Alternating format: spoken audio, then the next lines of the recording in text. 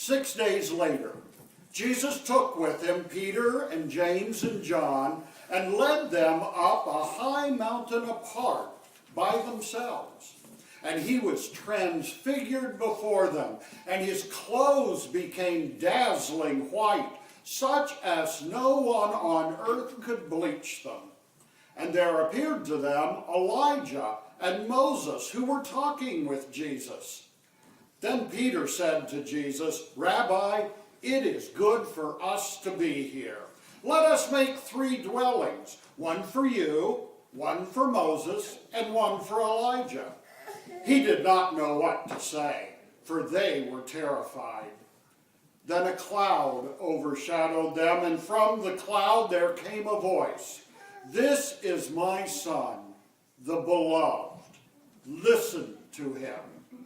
Suddenly, when they looked around, they saw no one with them anymore, but only Jesus.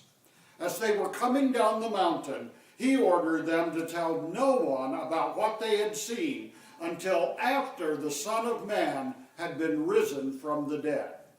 Through these words, our God is still speaking. Thanks be to our still speaking God. You may be seated.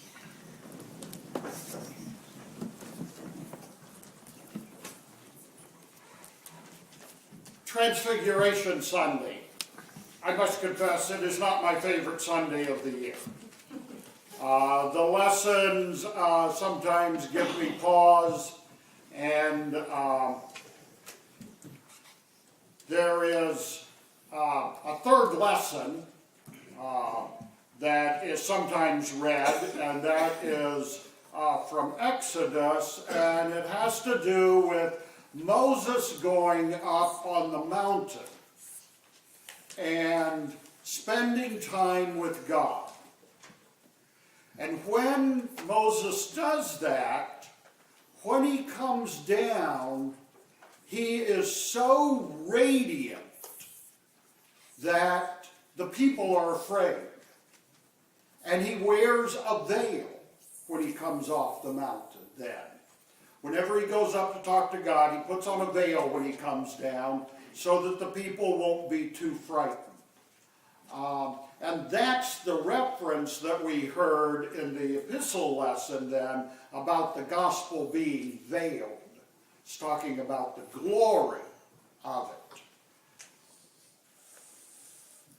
Jesus comes down, Jesus goes up on the mountain, and there he is transfigured. His appearance becomes different because those 3 disciples begin to see him for who he is. They begin to get a real look at Jesus. They begin to see the glory of God shining from him, just as it was reflected off Moses. Now we see it with Jesus, and Moses and Elijah show up to have a talk with Jesus. Wouldn't you have liked to have listened in? Wonder what they talked about.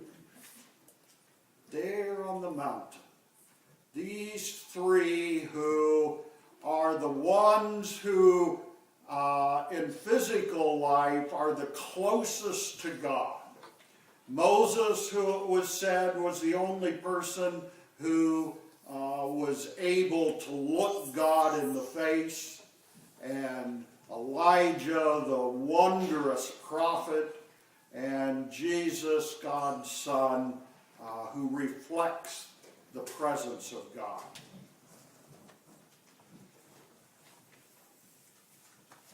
It's a wonderful story, but it also is a wonderful story for us, because we are called to be transfigured as well. We are called to allow ourselves to look different. Paul talks about it as we don't want the gospel to be veiled. We need to allow it to shine out.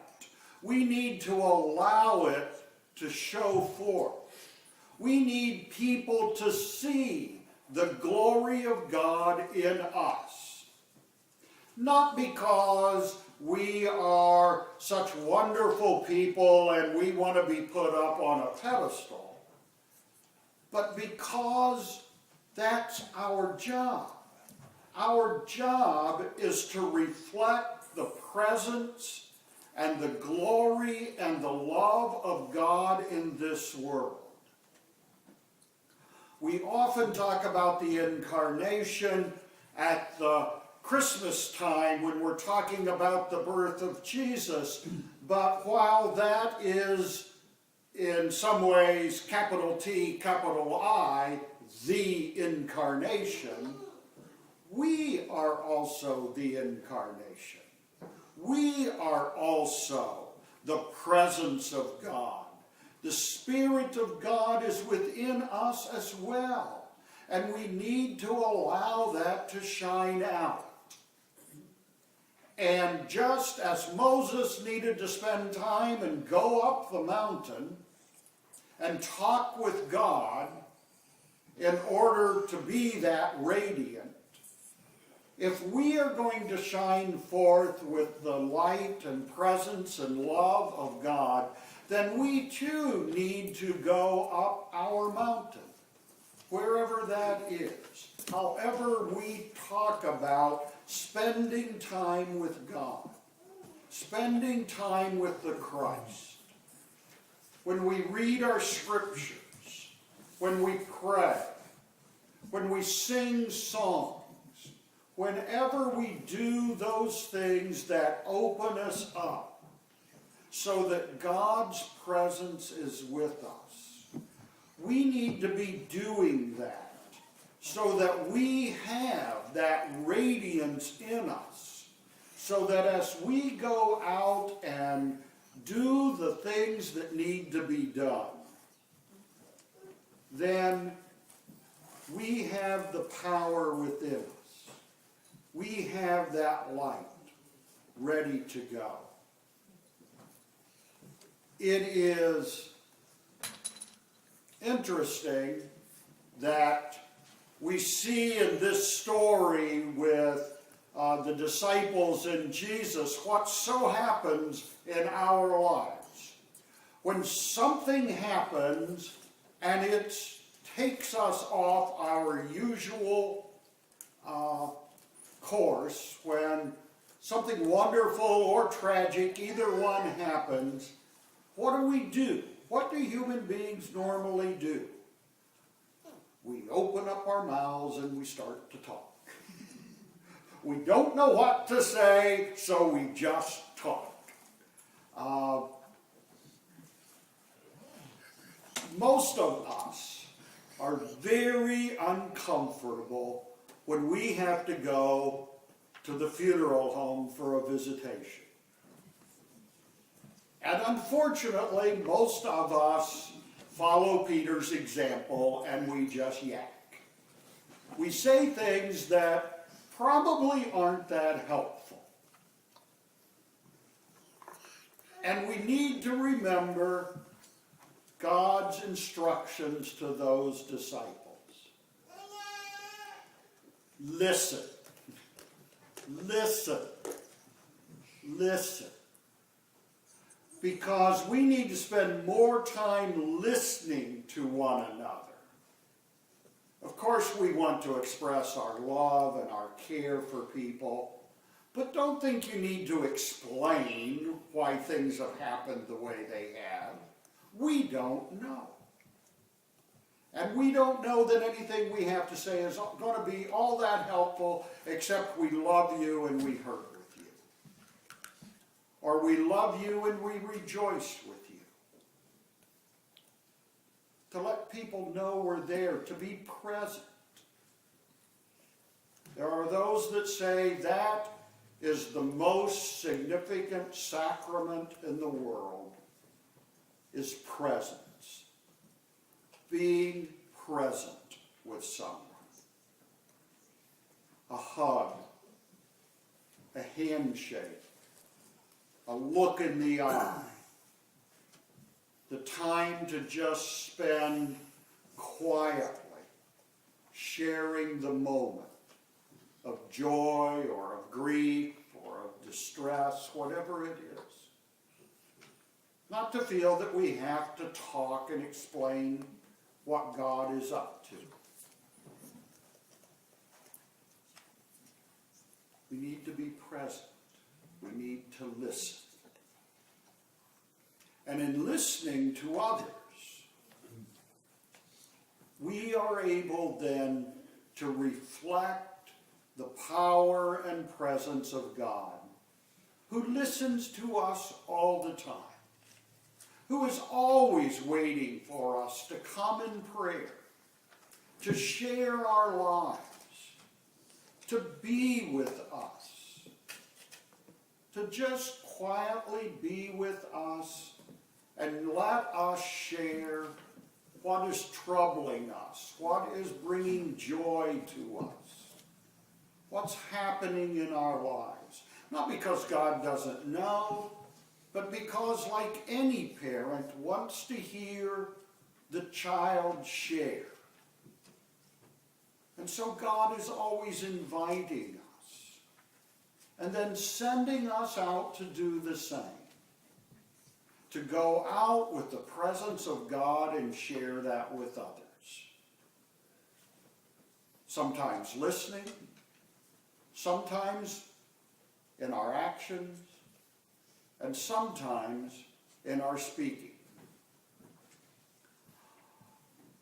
Although I've never been able to track it down, don't know that it was really said by St. Francis of Assisi, although he gets the credit for it quite often. There is the saying, preach the gospel at all times. Sometimes use words. That's a good rule. Whether it was Francis or not, that's a good rule. We need to be sharing the good news of God with those around us. And at times, it is appropriate to say a word. There are times when it is not enough just to act lovingly. At some point, we need to share with people that we do that because God loves us. It may just be that simple that we say, but at some point, we need to let God have some credit for this. So there are times to talk. There are things to say. But most of us, as human beings, go there too soon, too often. We need to listen. We need to be that presence of God that allows others to know that they are being heard and therefore being loved and cherished. We have the light of God within us. It is in our creation. It is in our salvation. We need to make sure that people can see it. Because evil, as Paul was sharing with us, does not need to come to us and make us into mass murderers to win. That's not necessary. All evil has to do is dispense enough cloud that the light of God doesn't shine through. If we allow that to happen, we're allowing evil to win. We need to stay close to God so that our radiance of God's love and presence is so bright, nothing will stop it from shining around to those we come in contact with. Amen.